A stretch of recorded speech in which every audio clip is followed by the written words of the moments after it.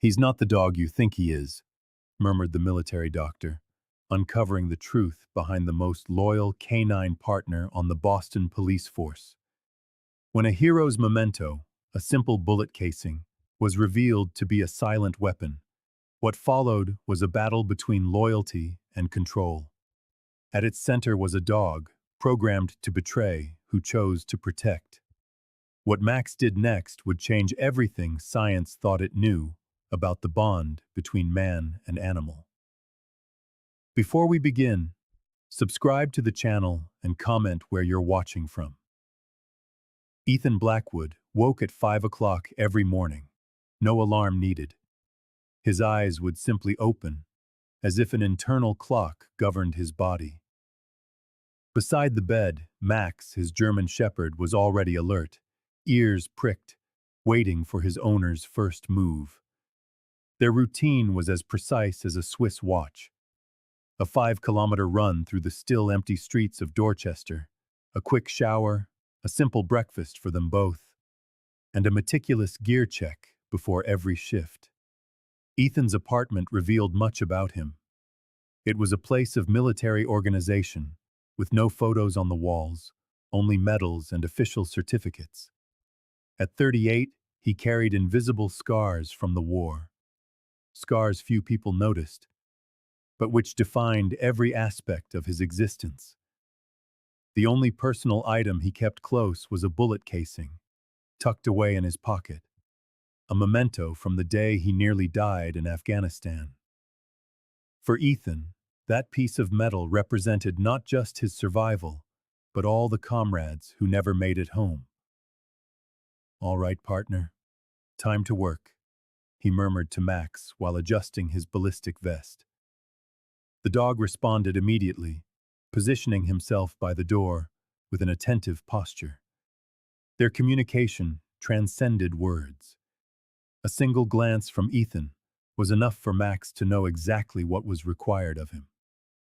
This synergy made them the most effective K-9 unit in the Boston Police Department, respected by their colleagues and feared by criminals.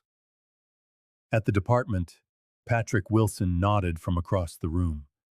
He was the closest thing Ethan had to a friend, though even that relationship was kept at a safe distance.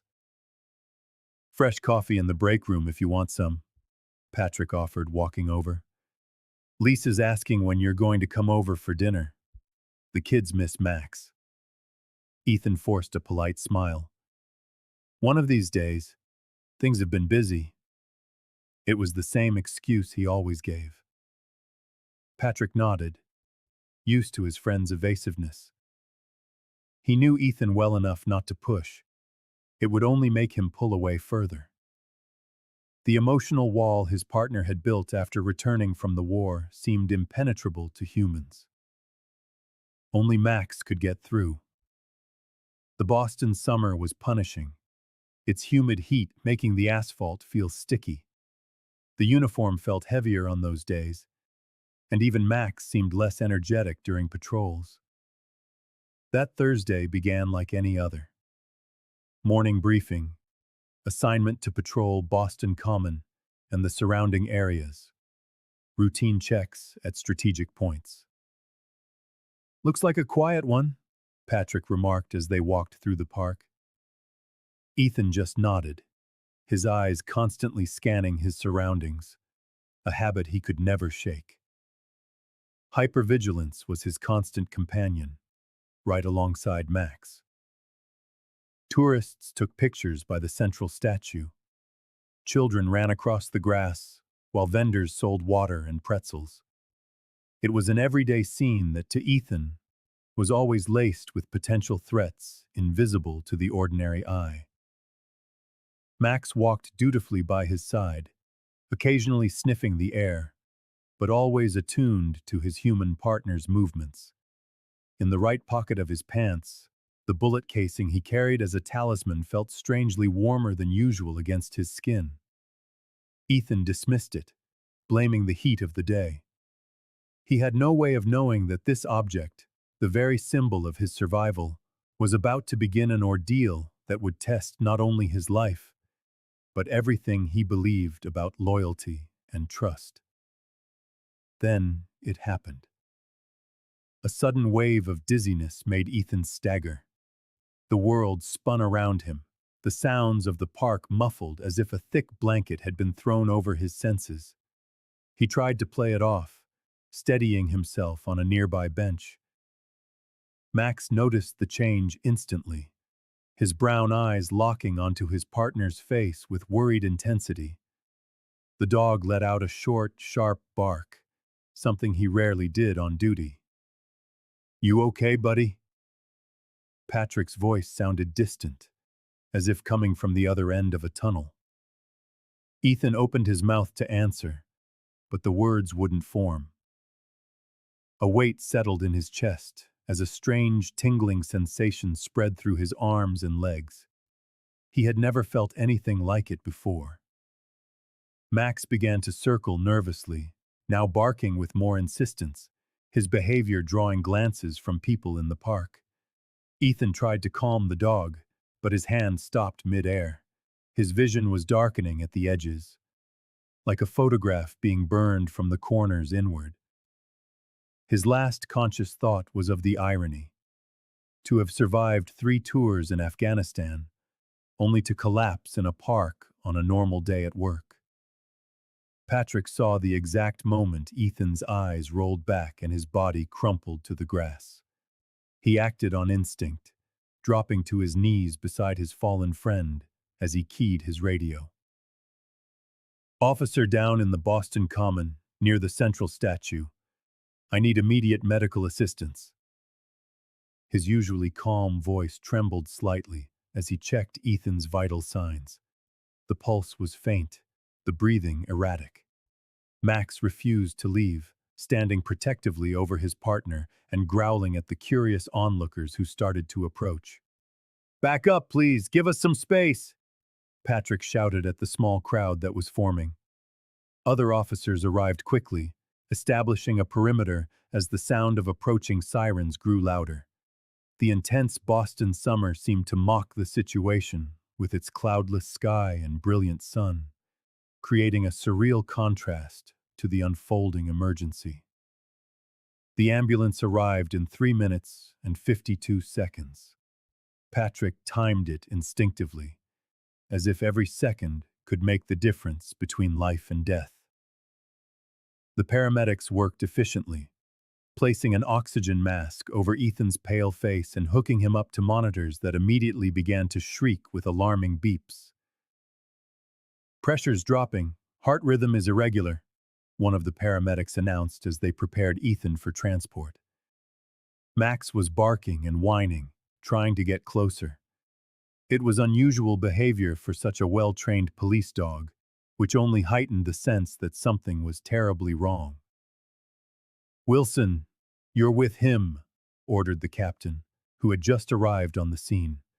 "And take the dog. Those two shouldn't be separated." During the frantic ride to Massachusetts General Hospital, Patrick kept his eyes glued to the monitors, as if he could influence the numbers by sheer force of will. Max had calmed slightly, lying in the small space he was allowed, his eyes never leaving Ethan's face. The dog seemed to understand the gravity of the situation better than any human present. "Hang in there, partner," Patrick whispered, holding Ethan's badge and service weapon, items that never left his possession. In the pocket of Ethan's pants, completely forgotten in the chaos, the bullet casing remained. Its warm metal rested against the unconscious officer's skin, a silent time bomb whose ticking no one could hear. Massachusetts General received Ethan with the practiced efficiency of an institution accustomed to emergencies. Hallways were cleared, teams were in position, and within minutes, the officer was being moved to a trauma room, where specialists from various fields converged. Patrick and Max were directed to a waiting area, with special permission for the dog to stay due to his K-9 status. The next few hours dragged on in a blur of doctors entering and leaving the room where Ethan was silently fighting for his life. Each new specialist brought a fresh wave of hope that quickly dissipated when they too emerged without answers. By the third day, 20 of the hospital's best doctors gathered in a conference room to discuss the baffling case of Ethan Blackwood. Dr. Rebecca Thompson, head of emergency medicine, presided over the meeting with a grave expression. On the walls, a gallery of scans and tests was displayed. MRIs, CT scans, EKGs, comprehensive blood panels. All of them were unable to explain why a healthy 38-year-old man was slowly dying for no apparent reason. "We've reviewed every conventional possibility," Dr. Thompson said, running a hand through her hair in a rare gesture of frustration. "There's no sign of a heart attack, stroke, or any physical trauma. The toxicology reports show no known substances. It's as if something is simply shutting down his systems, one by one." A neurologist shook his head as he examined the brain scans for the 10th time. "Brain activity is decreasing consistently, but it doesn't follow any pattern of neurological damage I've ever seen." "We're losing him," the nephrologist added. "His kidneys are starting to fail now." In the ICU, Ethan lay motionless, connected to machines that sustained his vital functions, while the doctors desperately searched for answers.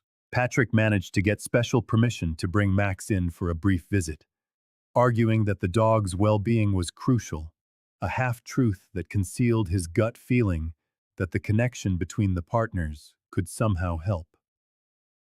"5 minutes," the nurse warned, clearly uncomfortable with the breach of protocol. "And the animal has to be clean." Max entered the room with a dignity that surprised even the skeptical nurse. There was no barking or frantic movement. The dog approached the bed slowly, his demeanor shifting instantly. Instead of the anxiety he'd shown for days, he now displayed an intense focus, methodically sniffing Ethan's body from head to toe. Patrick watched, intrigued, as Max stopped, homing in on the right pocket of the uniform, which had been stored in a locker in the room. The dog barked once, then stared intently at the locker, as if trying to communicate something. "What is it, boy? What do you see?" Patrick murmured, stroking the dog's head. Max repeated the behavior, his gaze alternating between Ethan and the locker. Meanwhile, in the conference room, the discussion continued without any meaningful progress.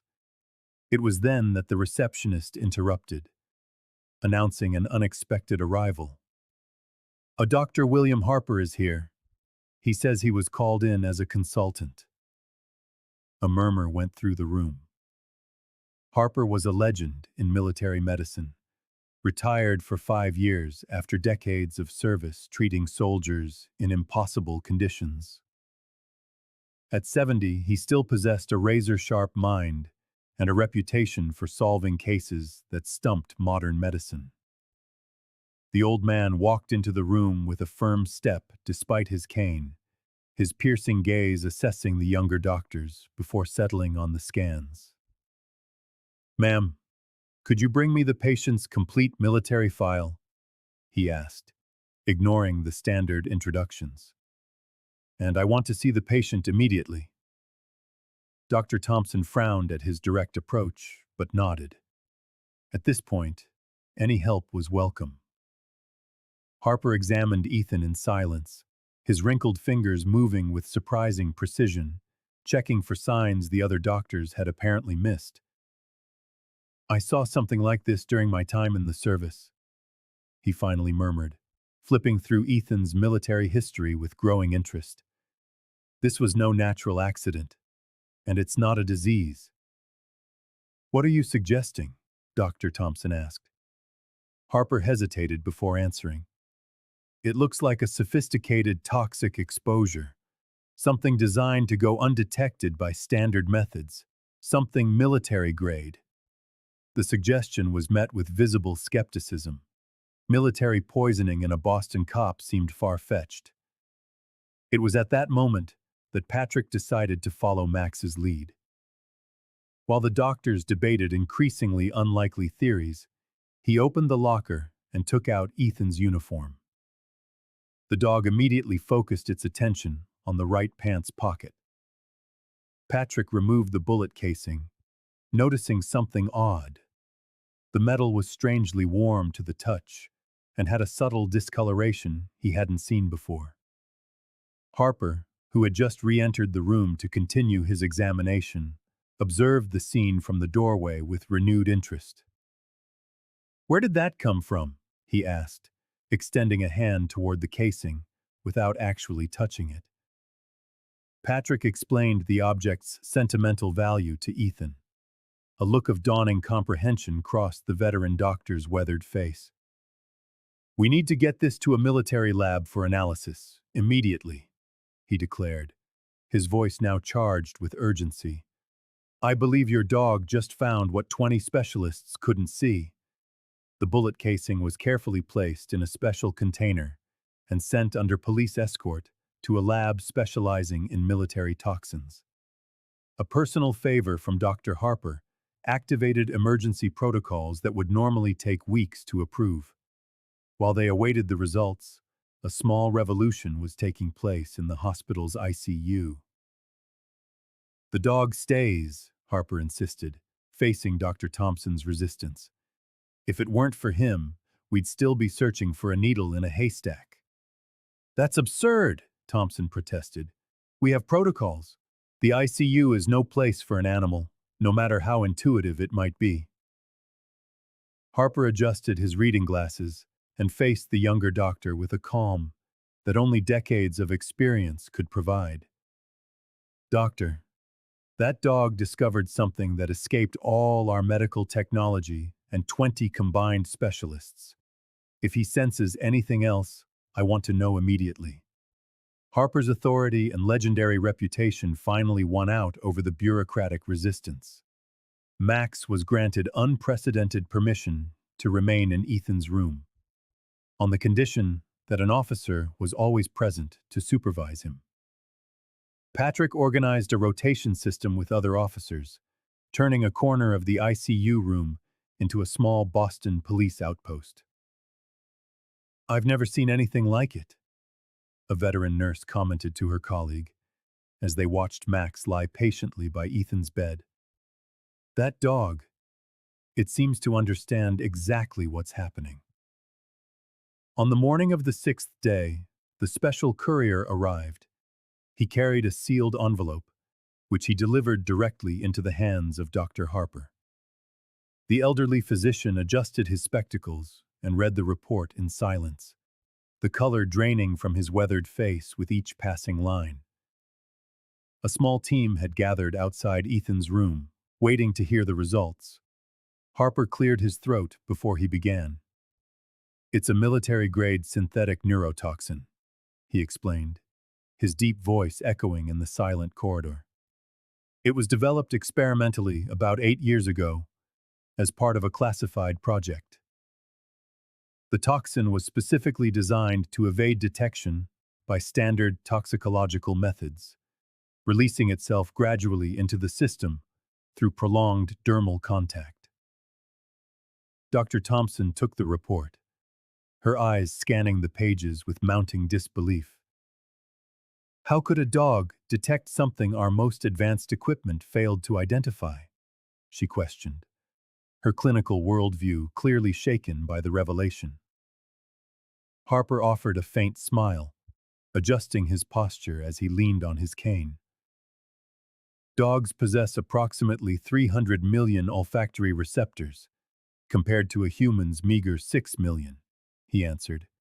"Furthermore, the part of the canine brain dedicated to analyzing scents is proportionally 40 times larger than ours." Max hadn't just been sensing his partner's presence.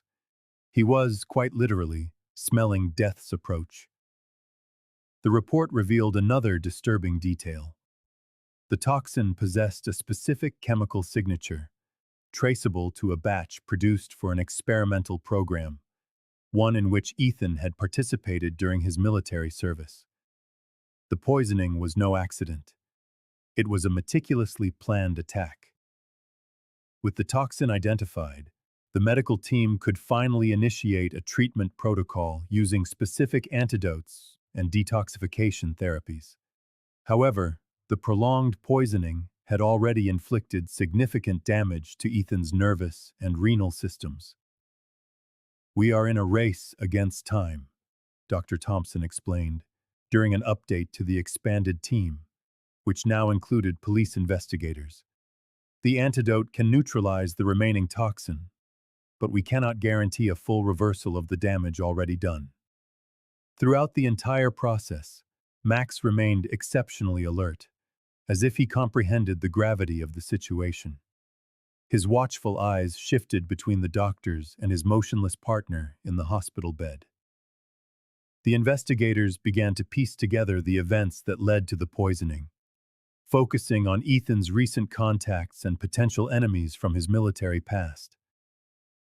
Patrick provided access to Ethan's limited personal files, revealing a man so private he left few traces beyond his impeccable service record. As the investigation progressed, Max developed a new and intriguing behavior. He would bark repeatedly at visitors in military uniforms, especially if they came too close to Ethan. This reaction piqued the curiosity of Dr. Harper, who began to theorize about its meaning. "This is not just an exceptionally loyal dog," Harper commented to Patrick as they watched Max stand guard by Ethan's bed. "He is actively protecting his partner from a threat he specifically identifies with the military environment. We need to find out why." The lead detective on the case nodded in agreement, scribbling in his notebook. "What the dog is telling us," he said, "is that we should be looking for someone with military connections. Someone Ethan knew during his service who now wants revenge." The military records were not easy to obtain. Even with Dr. Harper's considerable influence, it took 3 days of phone calls, veiled threats, and finally, the intervention of a senator who owed the veteran doctor a favor. When the documents finally arrived, much of the text was obscured by thick black lines, but there was still enough information to begin assembling the puzzle.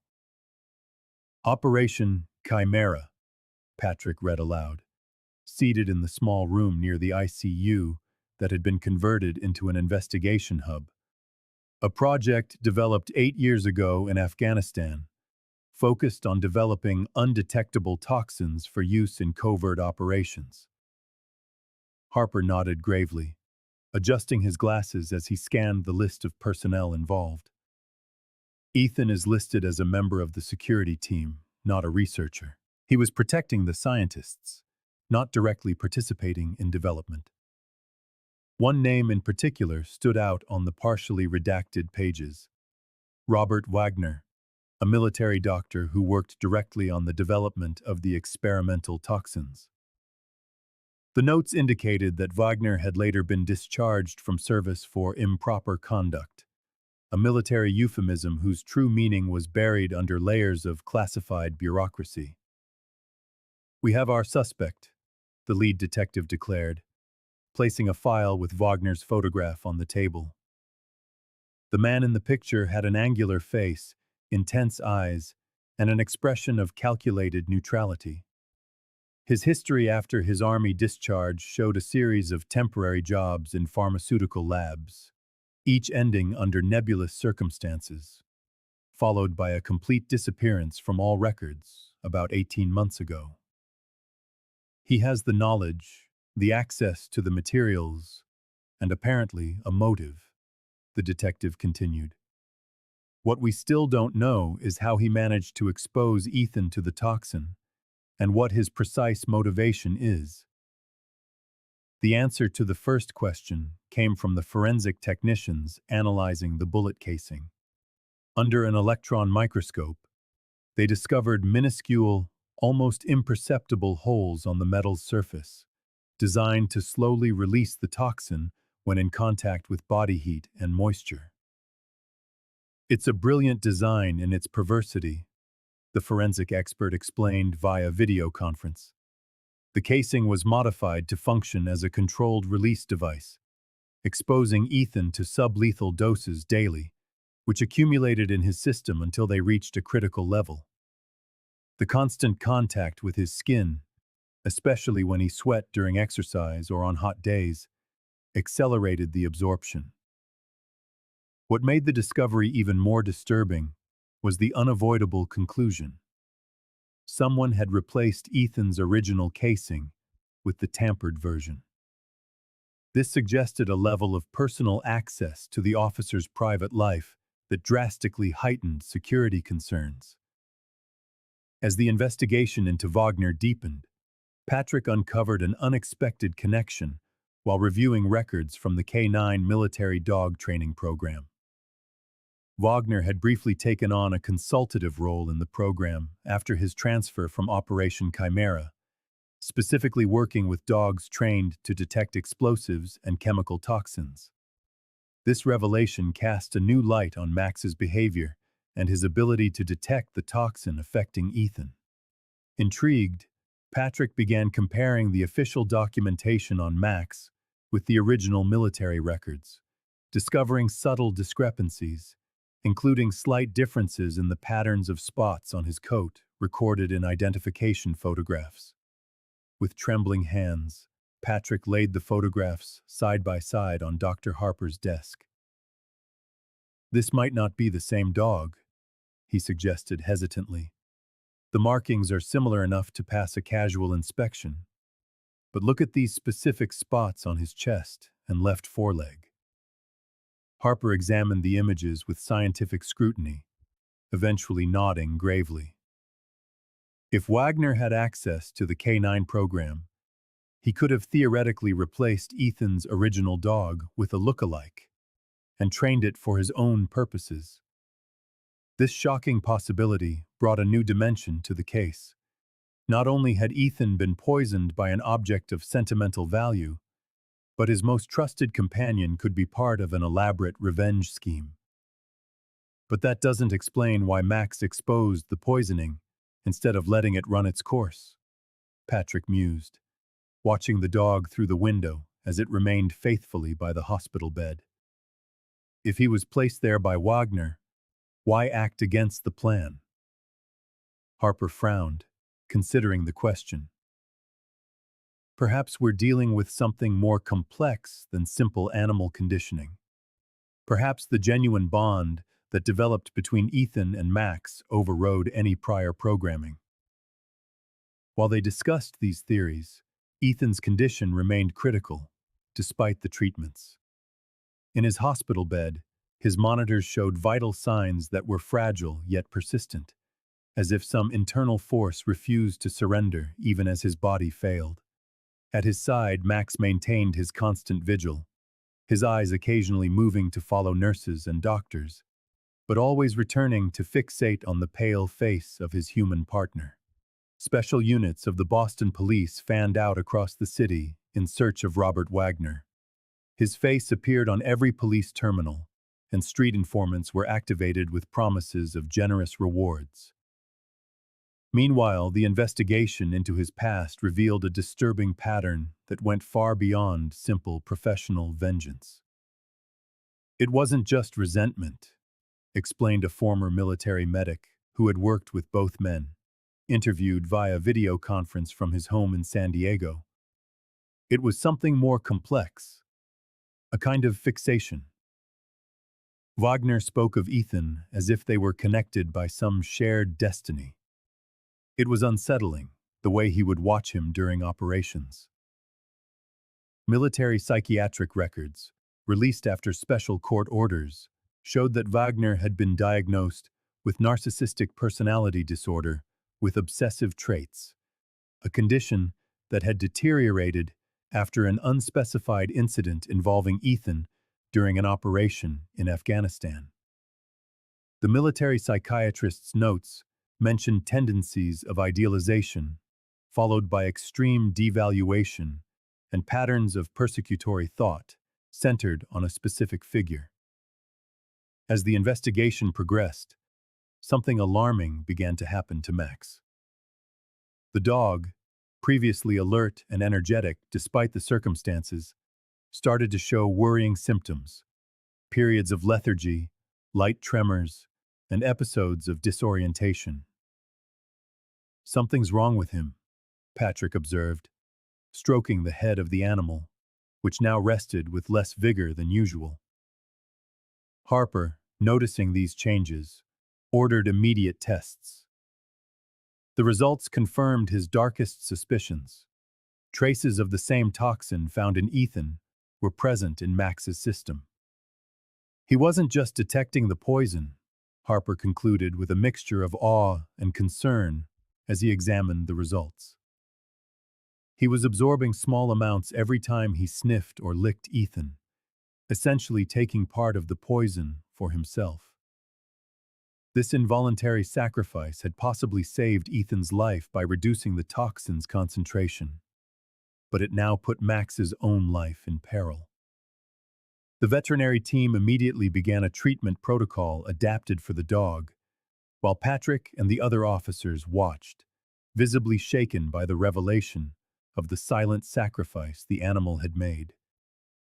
"Even if he was placed in Ethan's life as part of a plan," Patrick murmured, watching the dog receive intravenous fluids, "Max chose to protect him, even at the cost of his own health." A crucial lead emerged when a forensic lab technician discovered a partial fingerprint on the internal mechanism of the modified bullet casing. The print, though incomplete, offered enough confirmation to link Wagner directly to the poisoning device. Simultaneously, analysis of phone records revealed that a number associated with Wagner had made calls to hospitals in the Boston area on the exact day of Ethan's collapse. "He's close by watching," the lead detective concluded during the update meeting, "and it's likely he has more steps planned if the first one fails." This conclusion led to a significant increase in security around the hospital, and specifically Ethan's room. Armed guards were stationed at all access points, additional cameras were installed, and a biometric identification system was implemented to control access to the wing. The theory about Max's possible replacement was put to the test when Patrick located the original K-9 program trainer who had worked with Ethan.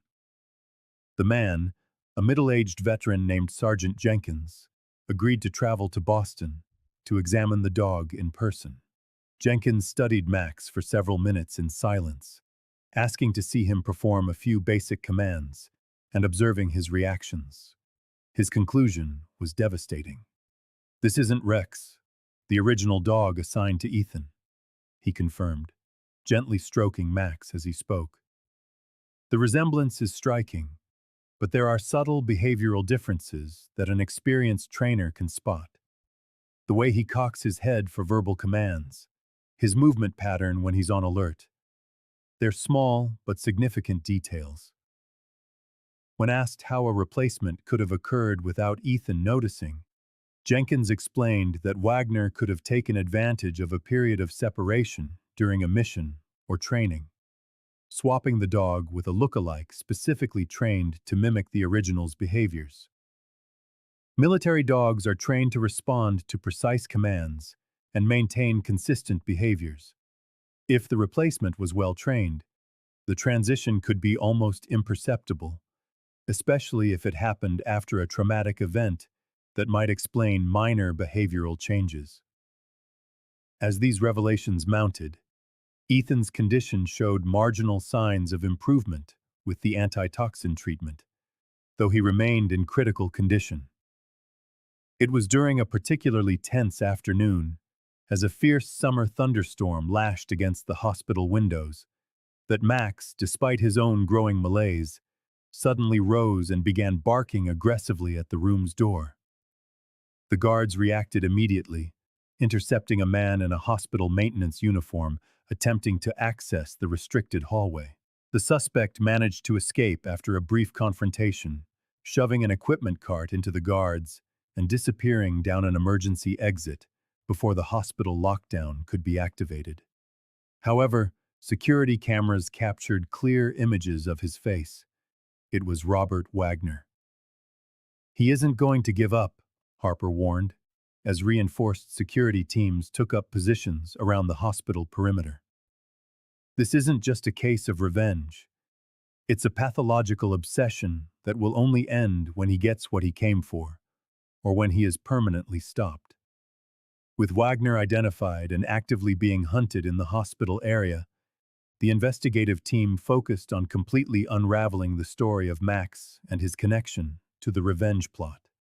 Dr. Harper assembled a specialized team of K-9 behaviorists to conduct a series of tests, observing Max's reactions to various stimuli and commands. The results were baffling.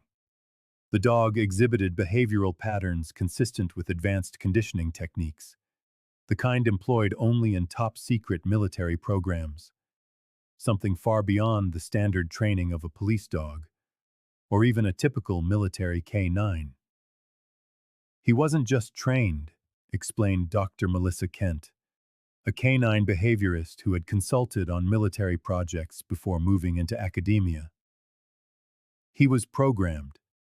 Certain stimuli seemed to activate predefined behavioral sequences, almost like code embedded in his neurology." One of the most revealing tests involved exposing Max to a recording of Wagner's voice, lifted from an archived military training video. The dog's reaction was immediate and profound. He snapped into a heightened guard posture, every physical sign screaming recognition and alert.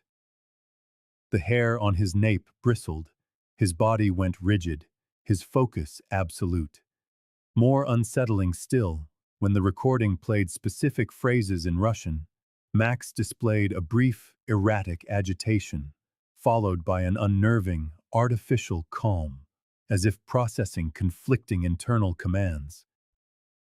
"It's as if he's conditioned to respond to specific code words," Harper theorized, watching intently through the observation glass as Dr. Kent conducted the tests. Wagner could potentially control his actions, or at least influence his behavior at critical moments. Meanwhile, Patrick and the investigative team delved deeper into Wagner's military file. They discovered the project he supervised involved not only toxins, but also experiments in advanced animal conditioning, creating what the documents described as canine double agents. The concept was terrifying in its cruel simplicity. Dogs trained to serve with unwavering loyalty, until a predetermined trigger activated a secondary programming, potentially turning a faithful companion into a lethal weapon. Wagner wasn't just trying to kill Ethan with poison, Patrick concluded, his voice taut as he briefed the assembled team. The poisoning was just stage one. If it failed, Max was the failsafe, programmed to attack Ethan when activated by a specific command. This revelation plunged the team into a distressing ethical dilemma. Max had saved Ethan's life by detecting the poison, yet he could now pose an even greater danger. The discussion over how to proceed was divisive. Dr. Thompson, prioritizing patient safety, argued for the dog's immediate removal. "We cannot ignore this risk," she insisted. "As much as the animal has helped, if there is any possibility he could turn on Ethan, we have a medical obligation to eliminate it." Dr. Harper, however, supported by Sergeant Jenkins and Dr. Kent, offered a different perspective. "Look at Max's behavior from the beginning," Harper argued. "He has consistently acted against his supposed programming, protecting Ethan, even at the cost of his own health. This suggests that either the conditioning has failed, or more likely, that the genuine bond they've formed has overridden the artificial programming." Blood tests provided another crucial piece of the puzzle. Max was absorbing enough of the toxin to affect his own nervous system, which could be interfering with any chemical-based conditioning Wagner might have implemented. The poisoning itself may have been the flaw in Wagner's perfect plan, Dr. Kent suggested. The toxin is essentially rebooting the parts of Max's brain affected by the original conditioning. As the debate over Max's fate raged, Patrick made a startling discovery in the records of the military's K-9 breeding program. Rex, Ethan's original dog, and the dog they now knew as Max, were from the same litter. They were biological brothers. Wagner didn't just choose a similar dog for the replacement. Patrick explained to the stunned team, laying the genetic documents on the table. He specifically selected Rex's brother, likely counting on the genetic similarities to ensure the switch went undetected. This cast Max's behavior in a new light. The bond he had forged with Ethan might have transcended conditioning, not just because of a man-dog relationship, but because of a biological echo of the original dog Ethan had loved. We are witnessing something extraordinary, Harper reflected, watching Max, who, despite his own weakening condition, kept a steady vigil by Ethan's bed. This is a case where nature, fraternal instinct, and innate canine loyalty are actively fighting against human manipulation. The question now is, which is stronger? The answer to that question became all the more urgent when investigators intercepted a suspicious electronic communication. Cryptographic analysis revealed a coded message that, once deciphered, indicated Wagner planned to make a final attempt to complete his mission within the next 24 hours. "He knows we're closing in," the lead detective explained. "He's getting desperate, which makes him even more dangerous. And from what we can tell, he plans to use Max somehow." The team decided to keep Max in Ethan's room, but with added precautions. A military veterinarian specializing in containment would remain on standby, and a rapid isolation system was installed to separate the dog from Ethan if any abnormal behavior was detected. "We're betting not just on Ethan's life, but on Max's as well," Harper observed as the preparations were finalized. "I believe we're on the right side of that bet, but the next few hours will tell." Max's condition deteriorated visibly in the hours that followed.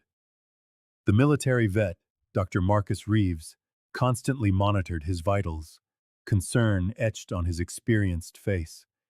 The dog, who once maintained an alert posture even at rest, now lay still for long periods, his eyes the only part of him that moved, tracking the activity around Ethan's bed. "The cumulative effects of the toxin are hitting him hard now," Reeves explained to Patrick and Harper during a late-night assessment. "Because of his repeated, prolonged exposure during his visits with Ethan, Max has absorbed a significant amount of the poison through direct contact." "How exactly did that happen?" Patrick asked, gently stroking the head of Max, who barely responded to the familiar touch. "A dog's licking is a form of grooming and affection," the vet explained. "But in this case, every lick transferred a small amount of the toxin to Max himself. He also absorbed it through the pads of his paws from being on the bed, and through his nose as he repeatedly sniffed Ethan.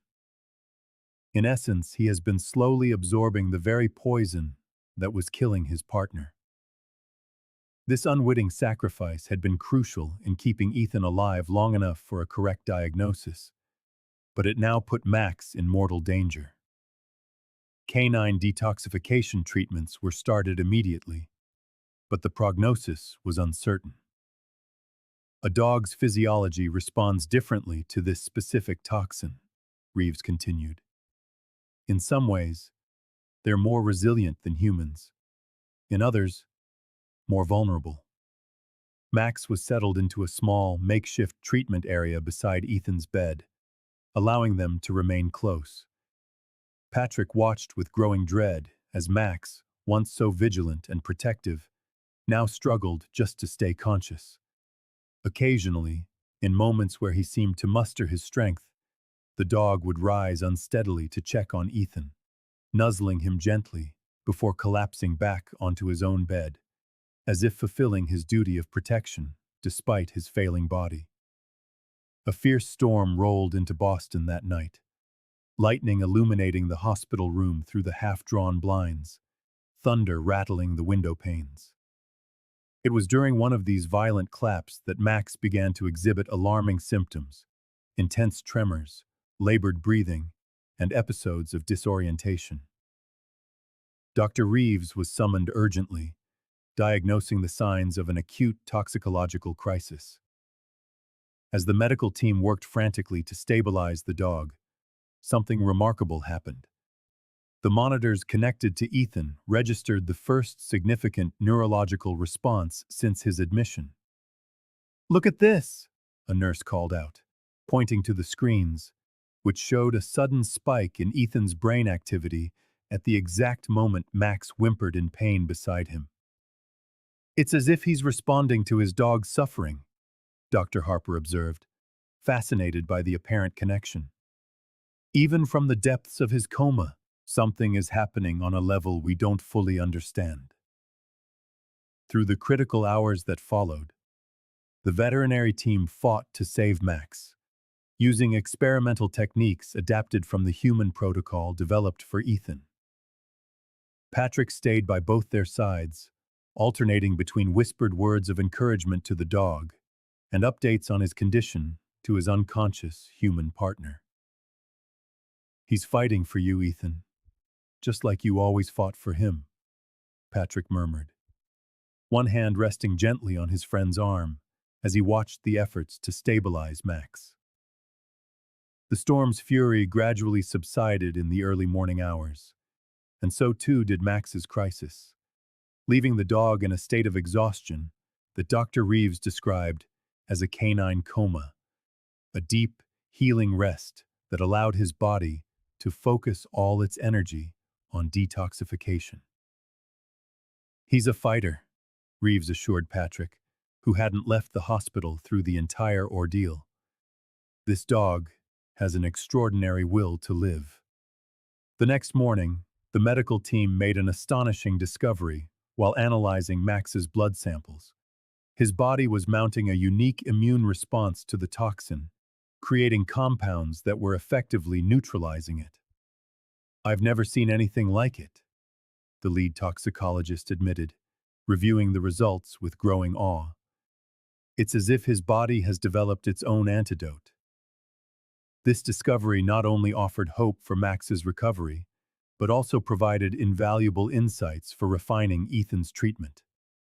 Dr. Harper theorized that canine genetics, particularly in military-bred dogs selected for physical resilience, might harbor natural defense mechanisms unavailable to humans. "What we're witnessing may not just be an act of loyalty, but an unprecedented medical symbiosis," he explained. "Max saved Ethan by absorbing part of the poison, and now his body's unique response to that toxin might help us save them both." Max's blood samples were rushed for processing to isolate the neutralizing compounds, which were then synthesized in a lab and incorporated into Ethan's treatment regimen. The doctors watched cautiously, waiting for any sign of improvement. Meanwhile, Max remained in his comatose state, constantly monitored by Dr. Reeves. His body fought its silent battle, the occasional twitch of his paws suggesting that even in his deep sleep, some part of him was still trying to reach Ethan. Patrick, exhausted after the long night, finally drifted off in a chair between the two beds. In his sleep, he missed the subtle flicker of Ethan's fingers and the faint tremor in Max's eyelids. Two warriors fighting their way back to one another through the darkness that separated them. On the night of the 12th day of hospitalization, a severe electrical storm battered Boston.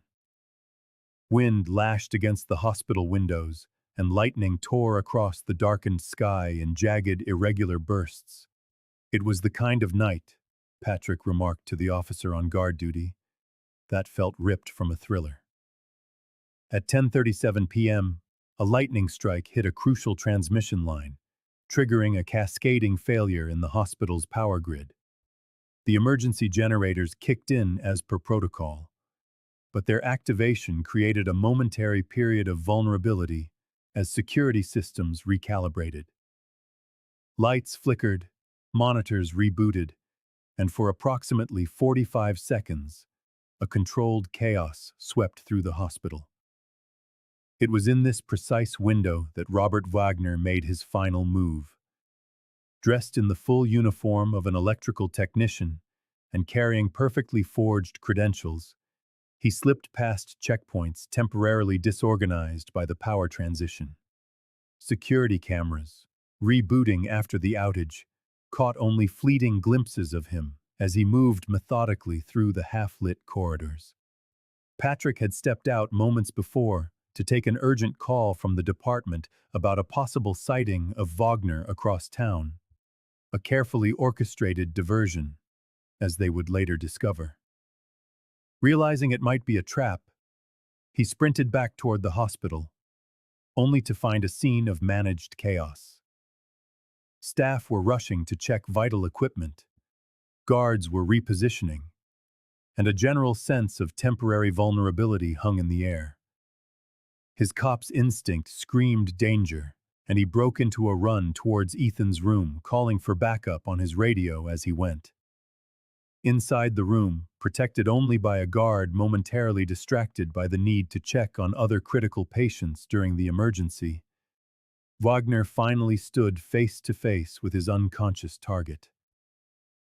"You never knew, did you?" he whispered to the still figure, his face a disturbing mask of hatred and something akin to admiration. He pulled a syringe from the inner pocket of his fake uniform. "You never understood why I had to do this. You had everything that should have been mine." The sick obsession that had fueled years of planning was now laid bare in his monologue. Wagner didn't just hate Ethan. He envied him pathologically, seeing in him a reflection of the recognition and respect he felt he was owed. "They gave you medals for the same day that destroyed my career," he continued, priming the syringe, which contained a concentrated, lethal dose of the same toxin that had been slowly poisoning the officer. "They called you a hero and me negligent, but we're going to correct that now. Poetic, isn't it? To die betrayed by the very thing that symbolizes your survival, by the one being you trust the most." As he moved to administer the final injection, something unexpected happened. Max, still frail from his own battle with the poison, rose unsteadily from his bed in the corner of the room. The movement was so silent that Wagner only sensed the dog's presence when he felt the weight of its stare on his back.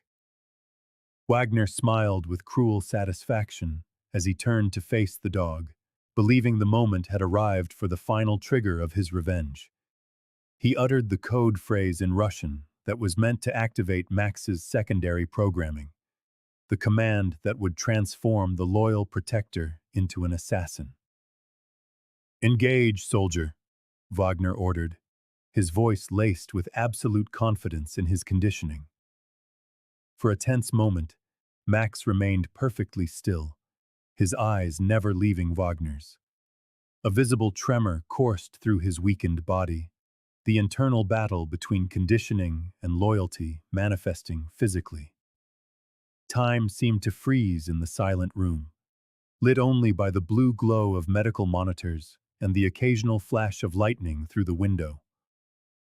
What happened next defied all of Wagner's expectations. Max launched himself not at Ethan, but at Wagner. His last reserves of strength were channeled into one desperate protective attack. Teeth met flesh. The syringe clattered to the floor, and man and dog fell in a violent struggle that sent medical equipment crashing down, finally alerting the guards in the hall. Patrick burst into the room to find a scene of chaos. Wagner was bleeding profusely from wounds on his arm and neck, desperately trying to reach the fallen syringe, while Max, though gravely weakened, held his ground between the attacker and Ethan's bed in a final act of protection. "Police! Freeze!" Patrick shouted, his weapon drawn. Wagner, realizing his plan had utterly failed, made one last, desperate move toward Ethan, only to be intercepted again by Max, who summoned his last ounce of strength for a final lunge before collapsing, exhausted. "Impossible," Wagner stammered, as he was subdued and handcuffed by Patrick and the reinforcing guards. The programming was perfect, flawless. He was supposed to attack Blackwood, not me. Harper, arriving moments later with the emergency medical team, looked down at Max with renewed admiration as the dog was quickly attended to. "True loyalty," the veteran doctor observed, "cannot be programmed or faked. What you created was less powerful than what they built together." Wagner was taken into custody, his meticulous plan finally undone not by human vigilance, but by the unpredictable strength of the bond between a man and his dog. As he was escorted out of the hospital, he kept muttering in disbelief about the failure of his programming, unable to comprehend how his scientific calculations could be defeated by something as intangible as loyalty. In the room, Max was immediately treated by emergency veterinarians, his condition critical after the extreme effort of protecting Ethan. Curiously, the monitors connected to Ethan registered another inexplicable phenomenon: spikes of brain activity that coincided exactly with Max's moments of greatest distress. It was as if, even from the depths of his coma, he was responding to his partner's suffering. "We need to stabilize them both now," Harper ordered, directing both the human and veterinary medical teams with the authority of decades of experience. "They are connected in a way we don't fully understand. Saving one might be the key to saving the other." As the teams worked frantically, Patrick stood in the corner of the room, watching the scene with a mixture of hope and fear. The connection between Ethan and Max, forged through service, shared trauma, and mutual devotion, had survived sabotage, poison, and programming. But would it be strong enough to bring them both back from the brink? The hours following the attack were critical for both Ethan and Max. Medical teams worked tirelessly, stabilizing the dog, who now suffered from extreme exhaustion on top of the lingering effects of the toxin. To the doctor's astonishment, Ethan's vital signs began to show consistent improvement after the incident, as if neutralizing the immediate threat had removed some invisible block on his recovery. Dr. Harper observed this phenomenon with scientific interest mixed with a sense of almost spiritual awe. "In my 50 years of medicine, I have never seen anything like this," he commented to Patrick during a shared vigil in the hospital room. "It's almost as if Ethan's unconscious mind knows Max saved him and is responding to it." Wagner, now in police custody in the hospital's detention ward for treatment of his injuries, finally revealed the full details of his plan during interrogation. The obsession that fueled his revenge had deep roots in an incident from 8 years prior, during an operation that went terribly wrong. "We were testing a new toxin in the field," he confessed, his monotonous voice a stark contrast to the feverish glint in his eyes. "Something went wrong. Civilians were exposed. Ethan disobeyed my direct orders and went into the hot zone to evacuate them. He was treated as a hero for it, while I, who followed safety protocols, was investigated for negligence." The subsequent military investigation had resulted in Ethan's promotion and commendation for the very incident that led to Wagner's own investigation and eventual discharge. "He received medals while I received inquiries," Wagner explained with cold bitterness. "So I decided I would take from him everything he valued, in the most painful way possible." The plan was not merely to kill Ethan, but to make him feel utterly betrayed before he died.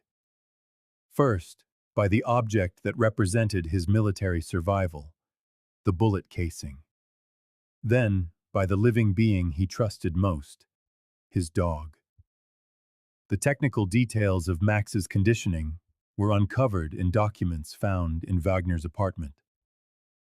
Using advanced techniques developed in secret military programs, he had subjected the dog, the biological brother of Ethan's original partner, to a training regimen that created two distinct personalities, that of a loyal K-9 partner on the surface and a programmed assassin, to be activated by specific commands in Russian.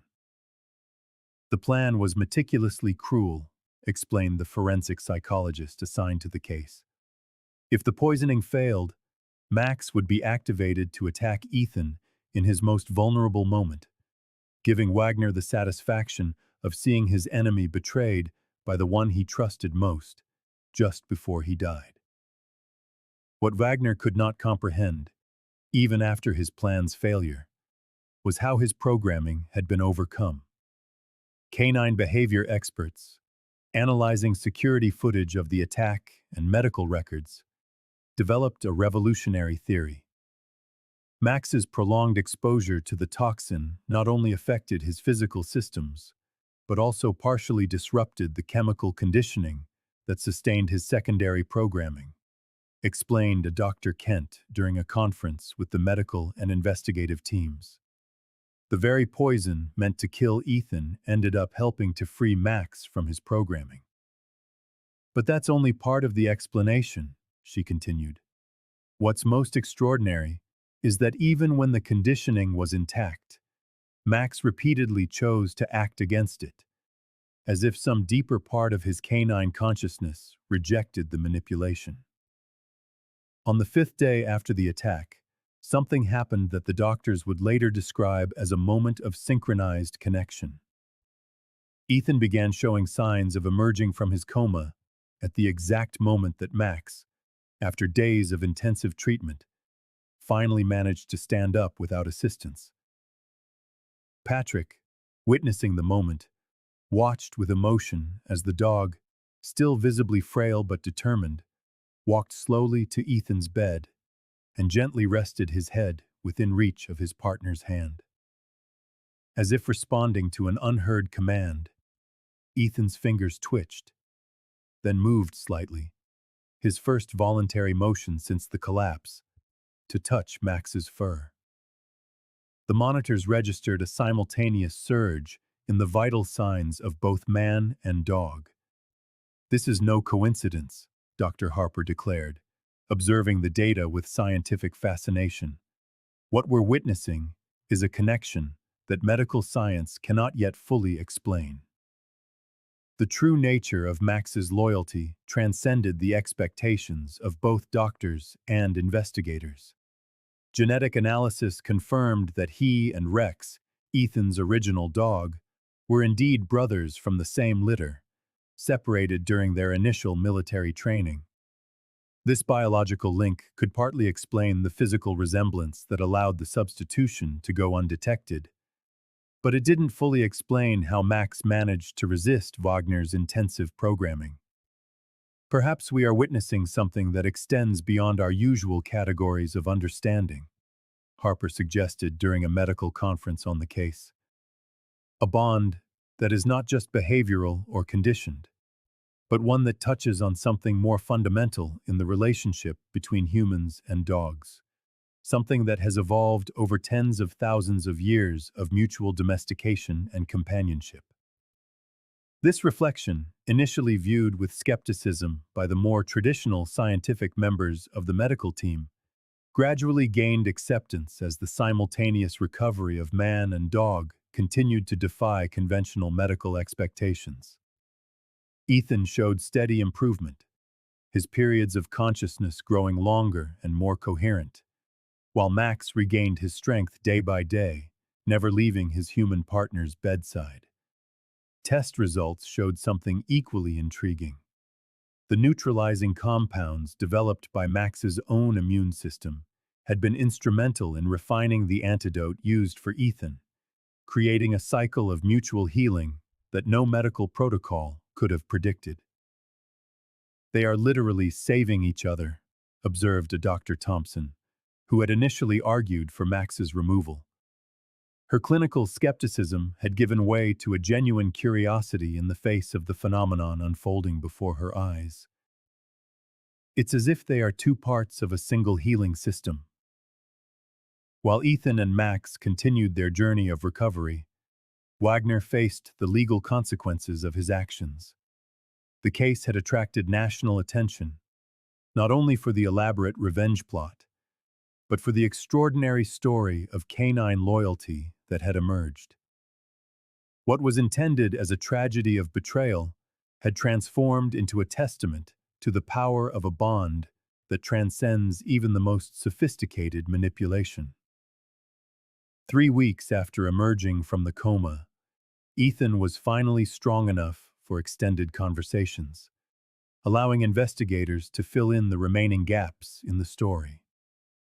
With Patrick and Dr. Harper present, Ethan received the full revelation: Wagner's plan, the poisoning via the bullet casing, and the most difficult thing to process: the truth that Max was not his original K-9 partner. His face paled visibly at this last piece of information. His eyes automatically sought out the dog, who had remained faithfully by his bedside throughout the entire conversation. "Are you telling me," Ethan asked, his voice still weak but heavy with emotion, "that this isn't Rex? That for 2 years I've been living with an imposter?" "Not an imposter," Dr. Harper corrected gently. "A brother." He handed Ethan the lab reports, which showed an unequivocal genetic match. The DNA tests confirmed that Max and Rex were from the same litter, biological brothers. Wagner deliberately chose Rex's brother for the replacement, counting on the physical resemblance and perhaps some shared genetic behaviors to ease the transition. Ethan studied the documents in silence, occasionally glancing at Max, who kept his gaze fixed on his human partner with the same unwavering devotion, seemingly oblivious to the conversation that would determine his future. "When did the switch happen?" Ethan asked after a long silence.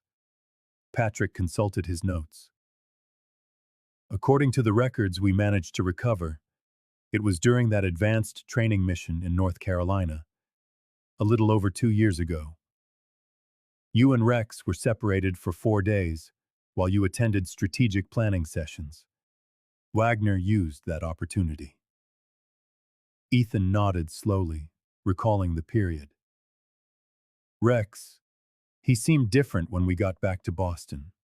Less responsive to certain old commands, more cautious in some environments.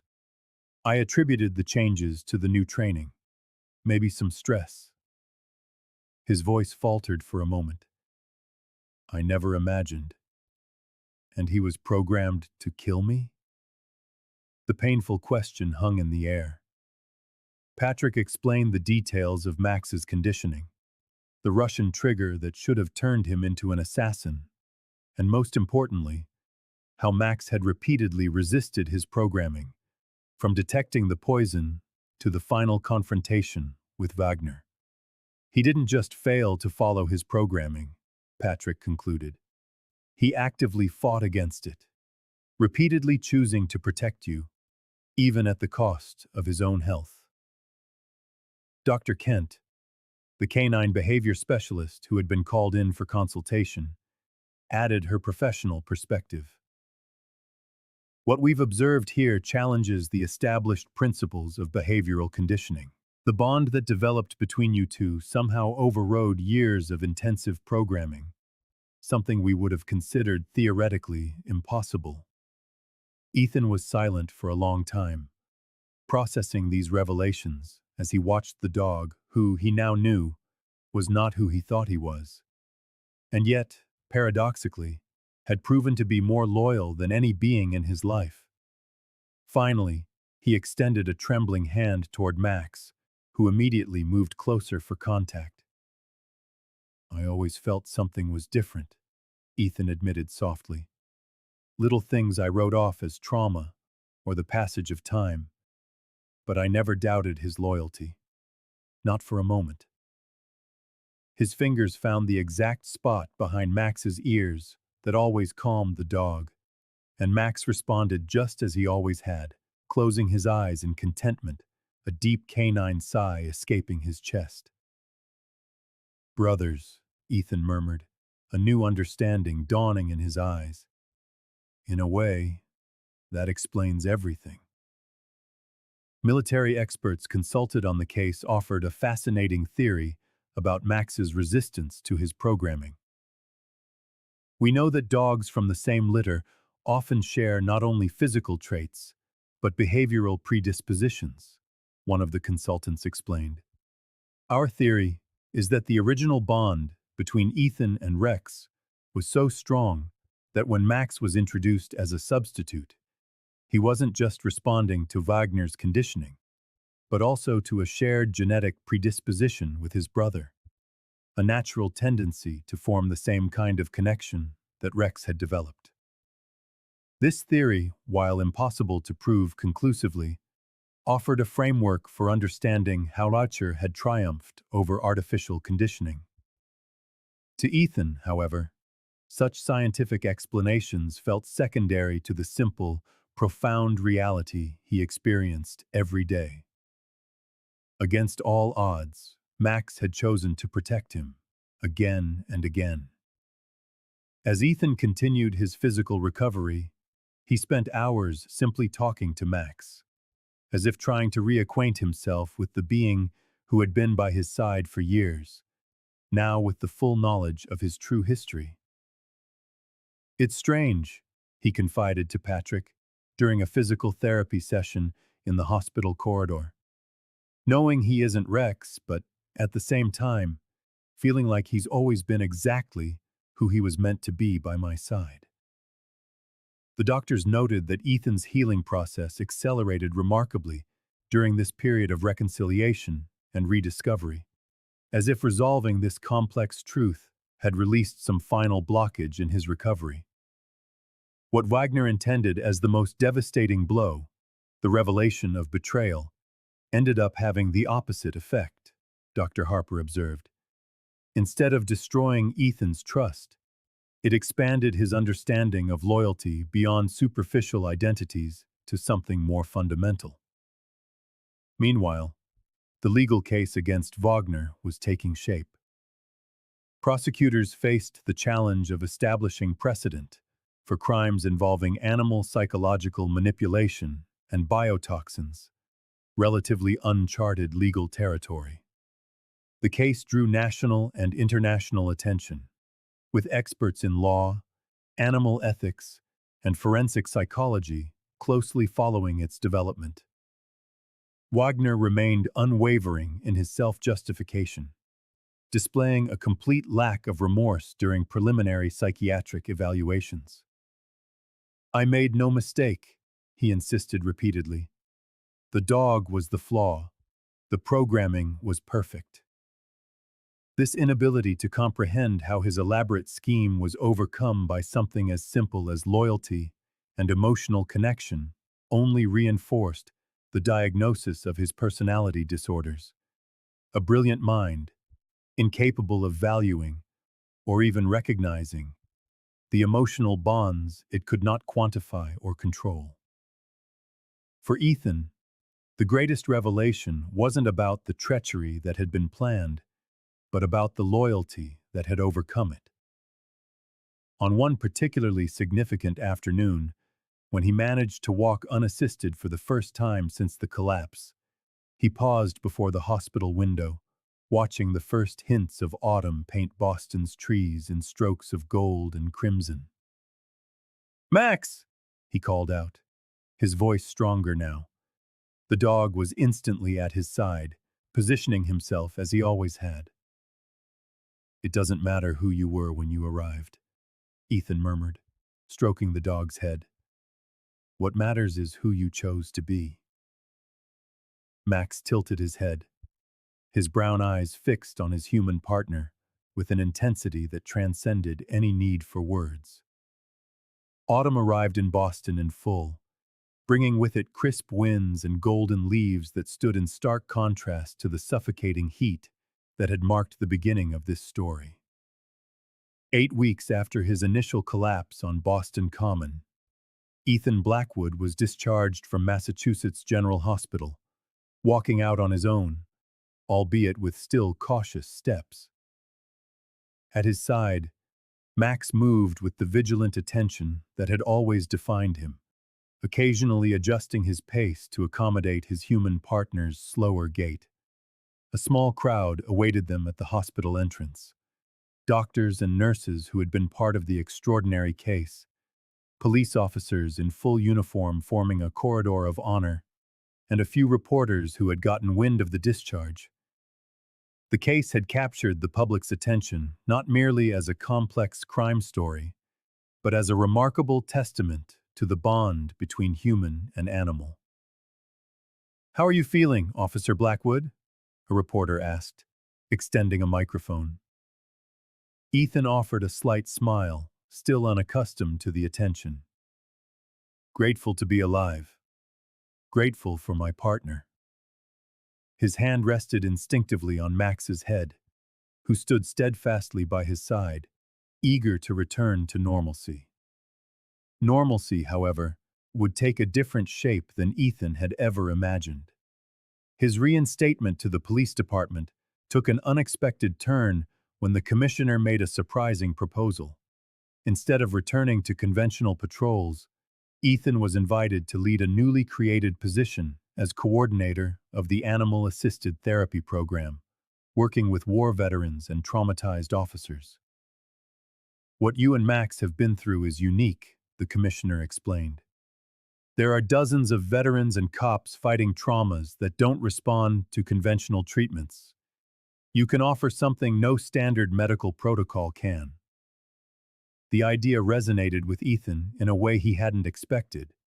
Through his own recovery, he had experienced firsthand the power of the human-animal connection to overcome barriers that seemed insurmountable.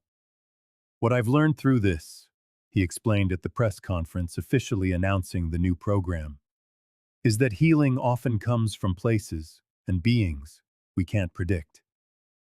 Max didn't just save my life in the literal sense. He showed me a way to reconnect with parts of myself I thought were permanently lost. Max, now officially redesignated as a therapy dog, was awarded his own ceremonial badge, the first in the history of the Boston department. The symbolic gesture elevated his status from a working tool to a recognized partner in the healing process, a paradigm shift that reflected the broader transformation in understanding the human-animal bond that the case had catalyzed. The trial of Robert Wagner became a landmark case, setting legal precedents for crimes involving biotoxins and psychological animal manipulation. During the proceedings, Ethan finally confronted his former comrade, not with anger or a desire for revenge, but with a simple question: why? Wagner's answer, a twisted narrative of jealousy, perceived injustice, and pathological obsession, offered little comfort. But it gave Ethan something he hadn't expected: freedom from the burden of trying to understand the incomprehensible. "I can't forgive you for what you did," Ethan stated in court, his steady voice echoing in the silent room. "But I will not allow your obsession to continue defining my life or Max's." The declaration marked a fundamental transformation for a man who had, for years, allowed past trauma to dictate the limits of his existence. Where there had once been carefully constructed walls to keep the world at bay, bridges were now slowly being built. The Blackwood Max case, as it became known in medical and veterinary circles, sparked a wave of research into human-animal bonds, particularly in contexts of shared trauma and recovery. Dr. Harper, inspired by the experience, came out of retirement to lead a new interdisciplinary department focused on animal-assisted therapies for treatment-resistant conditions. There are more mysteries in the connection between species than our current medicine acknowledges, he declared at the center's inauguration. What we witnessed with Ethan and Max was not just a fascinating case, but a call to expand our understanding of healing beyond the confines of our own species. Dr. Thompson, initially a skeptic of emotional factors in medicine, became a vocal advocate for integrating therapy animals into hospital settings. I witnessed something that challenged my scientific paradigm, she admitted at a medical conference, and it has made me not less of a scientist, but more open to the dimensions of healing we do not yet fully comprehend. For Ethan and Max, the true transformation occurred in the private moments, far from the public spotlight. In their new apartment, chosen specifically for its proximity to green spaces and its allowance of large animals, they developed new routines that honored both the past and the present. Ethan finally began accepting Patrick's invitations to family dinners, bringing Max along and gradually making room in his life for connections beyond his canine partner. The once bare walls of his home began to display photographs, not just of official commendations, but of personal moments, celebrations, new friends. On Ethan's bedside table, where only the bullet casing had once stood as a solitary reminder of survival, now rested a framed photograph. He and Max receiving a joint commendation for bravery, the first instance of such a shared honor between a human and a dog in the department's history. On a particularly brilliant October afternoon, Ethan took Max to Boston Common, returning to the exact spot where his ordeal had begun. The fallen leaves formed a multicolored carpet under their feet as they walked the same path they had traveled on that fateful summer day. As he watched his partner run freely across the grass, interacting with other dogs, and periodically returning to check on him, Ethan reflected on the final irony of Wagner's plan. The man who had tried to destroy him through betrayal had instead become the catalyst for a deeper understanding of loyalty and trust. What he never understood, Ethan remarked to Patrick, who had joined him on this symbolic return, is that it was never about who Max was supposed to be. It was about who he chose to be. Max trotted back from his exploration and sat calmly at Ethan's side, with the same vigilant devotion as always. Ethan scratched the dog's head, finding the exact spot that had always soothed both Rex and Max, a gesture that now carried the weight of full knowledge and acceptance. "Brothers in blood," he murmured, referring not just to the dogs, but to something deeper that connects all creatures capable of true loyalty. Something that transcends programming, conditioning, and even individual identity, reaching the very essence of what it means to trust and to be worthy of it. As they continued their walk through the park, the golden leaves of autumn falling gently around them, Ethan Blackwood, a man who had spent years building walls to keep the world out, finally allowed himself to feel a part of something larger. The transformation was complete. Not just a physical recovery from a near-fatal poisoning, but a journey of rediscovering the capacity for connection that defines our most essential humanity. And at his side, as always, Max walked in perfect sync, no longer a replacement or an imposter, but exactly who he was meant to be. A companion who had chosen loyalty when he could have chosen betrayal, proving that some bonds are too strong to be engineered, even by the most sophisticated programming.